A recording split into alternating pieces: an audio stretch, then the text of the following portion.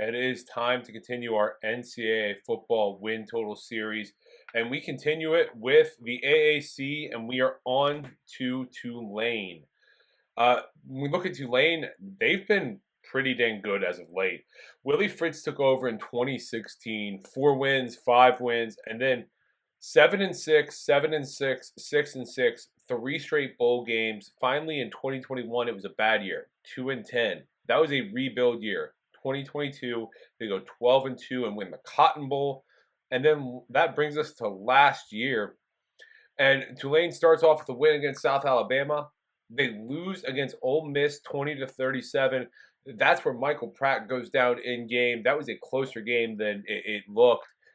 They win at Southern Miss to get to 2-1. Then they beat Nichols, UAB, at Memphis, North Texas, at Rice, at East Carolina, Tulsa, at FAU, and then UTSA.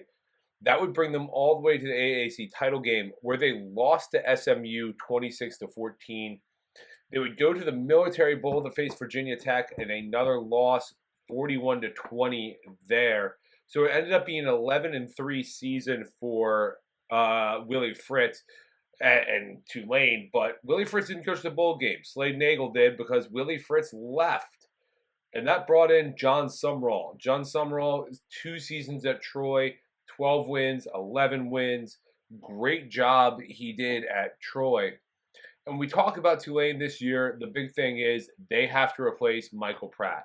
Ty Thompson is coming in. He was from Oregon. He really never pushed Bo Nix for the job, but he's a stud.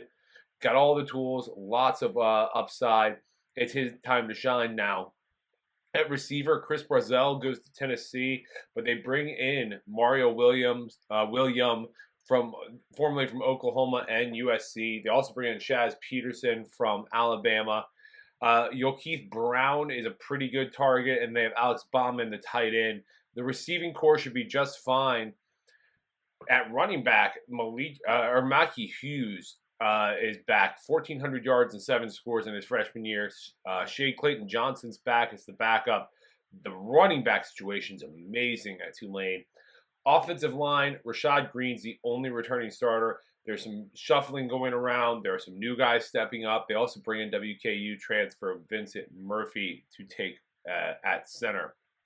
On defense, this is going to be good. John Sumrall was a defensive coach at Troy, so I'm excited about the defense.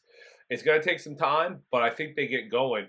They have Patrick Jenkins, the defensive tackle, who's very good. He's one of the best at AAC. They have Eric Hicks also there in the interior defensive line. He's going to be good. Both ends are pretty solid. They have 2 new ones with their 2 guys transferring out. That's Matthew Fobbs-White and Angelo Anderson. Linebacking core should be the best. Jesus Chado and Tyler Grubbs combined for 183 tackles last year. They're great linebackers. The secondary, it's all about guys they brought in the transfer portal. They do have safety Bailey Despane back, but they bring in a ton of transfers. Caleb Bradshaw comes in from Troy. Jalen Greiger comes in from Kentucky. Lou Tillery comes in from ULM. They're all good transfers, though, who have seen the field. When we look at this Tulane schedule, it's manageable. So they open up against Southeast Louisiana August 29th. That will be a win. 2 tough games after that. September 7th, Kansas State comes to them. September 14th, they go to Oklahoma State. Probably both losses, but then they get at Louisiana on the 21st to finish up the non-con. Should be 2-2 there. Then the conference schedule. USF at UAB before a bye. Probably 2-0. Then Rice, North Texas on the road, Charlotte on the road, Temple, and then at Navy on November 16th. They could easily go 5-0 that stretch, at least 4-1. They have another bye, and then they get Memphis. So when I look at the schedule, Louisiana and Southeast Louisiana are wins. Kansas State and Oklahoma are probably losses. So really, we're talking about this conference schedule to get them to their win total. Win total set just about everywhere at 7.5. There are a few 8s out there. The 7.5 is heavily favored, and for good reason. Even if they slip up twice in conference play, they get to 8 wins. Say they lose at North Texas and against Memphis. When I look at this, though, I really see this team as being favored in all 8 conference games. So let's assume a slip up.